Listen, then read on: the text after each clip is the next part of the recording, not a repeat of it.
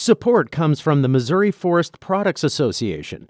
Missouri produces wood pallets, railroad ties, white oak barrels, hardwood floors, and more. Details on the variety of products made in the state are at choosewood.com. This is St. Louis on the Air from St. Louis Public Radio. I'm Elaine Cha. If you love comic books and graphic novels, this Saturday is for you. And if you're curious about, or maybe even skeptical about comics and unsure where to start, well, this Saturday is for you too. That's because it's Free Comic Book Day 2024. Among St. Louis area stores that will be participating in this annual event, there's one in Webster Groves called Betty's Books that's got a community zine ready for folks this weekend. And it features local creators who are already well-known pros and burgeoning young artists too. Here to talk with us about the zine and the broad appeal of comics, we welcome Betty Baer, owner of the comic-centered Betty's Books. Welcome. Hello. And her colleague and illustrator, Alain McAlister. Hello. So welcome to you both, and congratulations on the third edition of this zine. Now, Betty's Books has been open in Webster Groves since 2021. So this year makes it the third Free Comic Book Day. You've published a community zine. For those who are unfamiliar with the lingo, Betty, what is a community zine and what inspired you to get one together? Yeah, so a zine is just short for magazine, and our community zine is meant to represent our entire community, the Betty's Books community, which it does include children and includes professionals and everyone in between who loves comics. We decided to do a community zine for our offering for Free Comic Book Day because we're a little unique in the way we source our books. We're more of a traditional bookstore method of getting the books we sell, and so we don't get the free comics that a traditional comic book shop would. We knew we wanted to participate in the day, so the manager and I decided to do this community zine project our first year. And then it's grown a little bit each year, and I can safely say that this is our best zine yet. It's awesome. Yeah. And so, I mean, response must have been positive the first 2 years for there to be a third edition. But what reactions specifically, Betty, did you get from the community zine that you put out the first couple of years? I will say the strongest positive responses we got were from those who participated in the zine, especially aspiring artists and children and teenagers were so excited to be a part of it. And people who came in expecting the traditional single-issue comics, most people were excited to be offered something a little different at our shop. And so it just really represents kind of what we're about. Yeah. So this year, you received 48 submissions, and there's limited space. How is it that you went about selecting which comics would make it to the final product? Fortunately, we had the foresight to add this year a committee of judges. So there were 3 folks who helped us out. All of them are professionals in the field. And so they actually were the ones this year who helped us narrow down all the submissions to the final 16. Mm-hmm. And the only thing we let them know is that we wanted to make sure to include at least some kids, some aspiring, and then some professionals. Mm-hmm. So the theme for this year's community zine is In Orbit.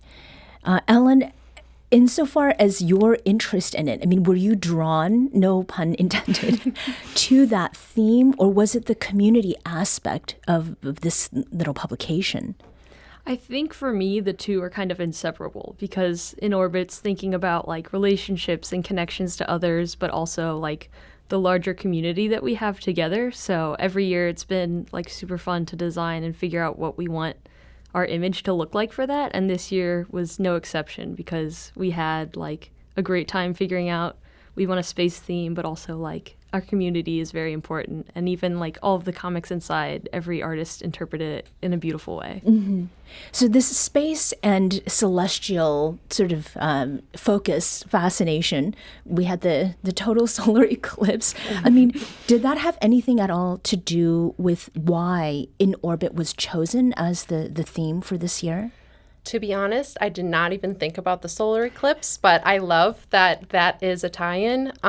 We just liked the idea of space imagery. It felt right. And then very quickly afterwards, we realized that this year's Free Comic Book Day is on May 4th, which is also informally Star Wars Day. Right, May the 4th be with you. Yes, May the 4th be with you. So it was a great coincidence that it all kind of tied together. Mm-hmm. And as far as the submissions go, did you see some really like unexpected stories among the submissions that came in, Betty? I would say that the way people interpreted the theme, what surprised me was the range of how people took the theme. It was sometimes about relationships, like Alan was saying.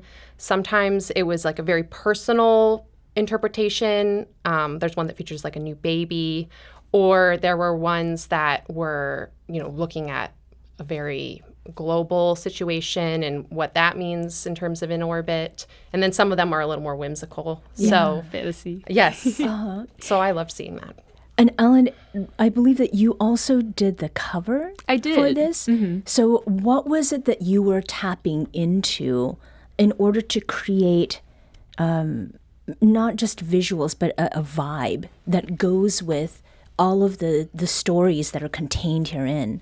Yeah, so first off, our team is very small, which means we all work together a lot. So the first step was kind of talking with Betty and Alex and what we decide, the vibes and media we want to reference. And for me, it was taking that idea and thinking of what happens if our bookstore was like blasted into space. And there's this planet where zines and books can grow on trees, and just thinking about like how this creative medium also needs to show in the way it's like presented and formatted. Mm-hmm.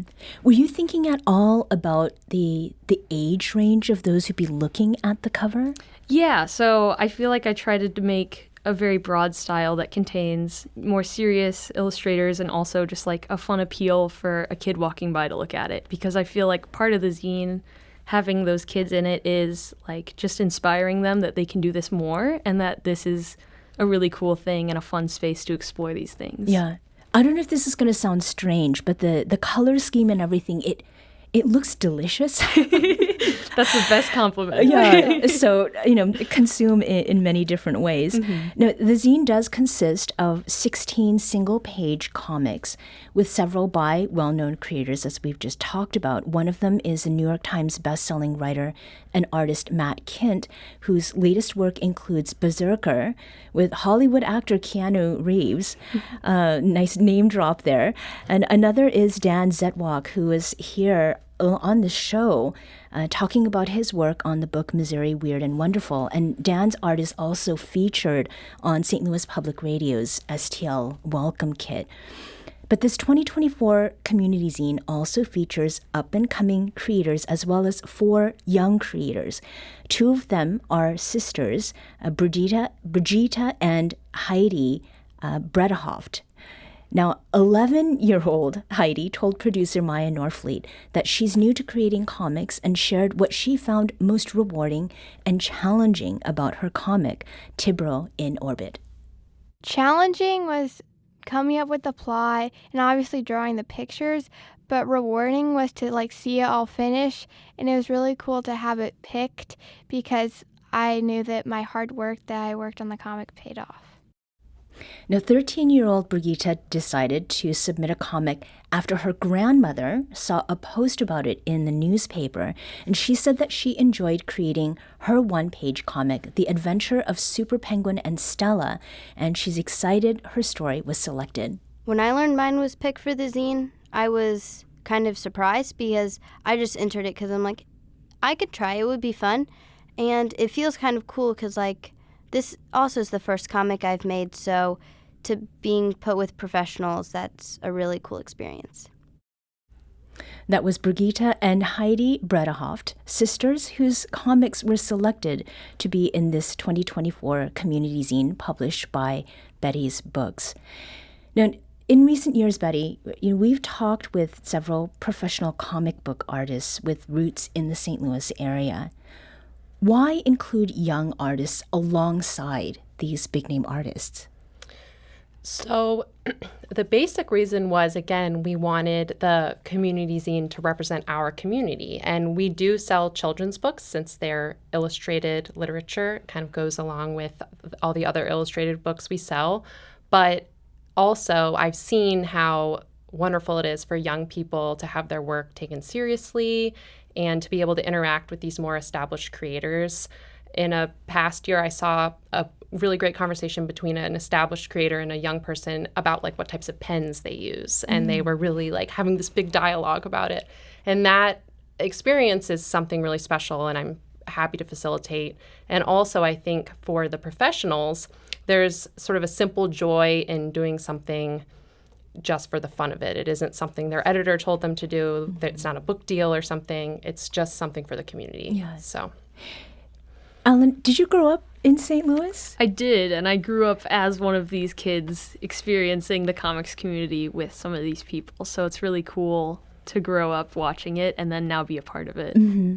And I mean, I've observed that over the years, there has been much greater recognition of sequential art, comics, of graphic novels.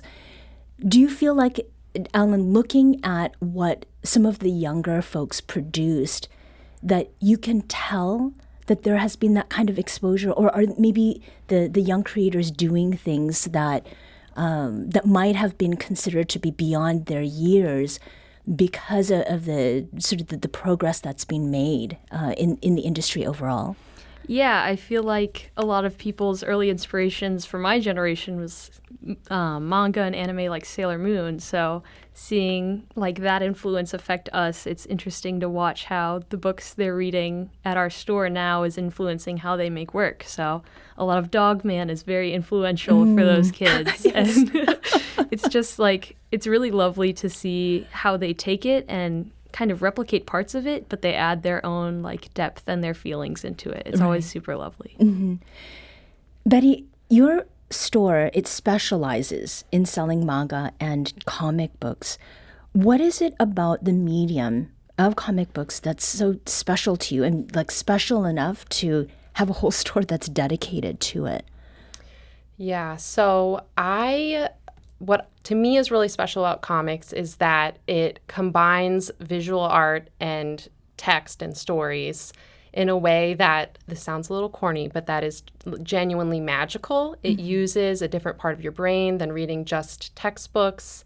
And sometimes when I think about textbooks, I think about a head book or a heart book. Is it conveying information, or is it more like about an interpersonal feeling?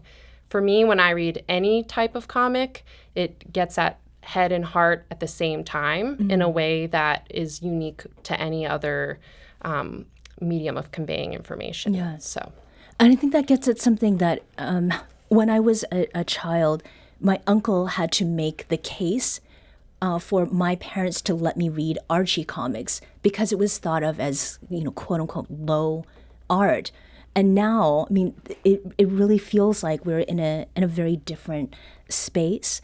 What is it that people get wrong about comic books that you find yourself debunking, Alan? A lot of it is just assuming it's for younger readers only. So it's still proving that we are like a valid and beautiful art form. And then on top of that, just trying to make people curious enough to try it, because not only is it comics, it's different genres of comics. There's nonfiction, there's fiction, there's poetry. Like, there's so many beautiful diversities in comics. My spouse and our 8-year-old and me, we love a good comic and graphic novel. We have lots of them in our home. And the range of subject matter, as you've mentioned, Ellen, it's just so broad. It almost seems limitless.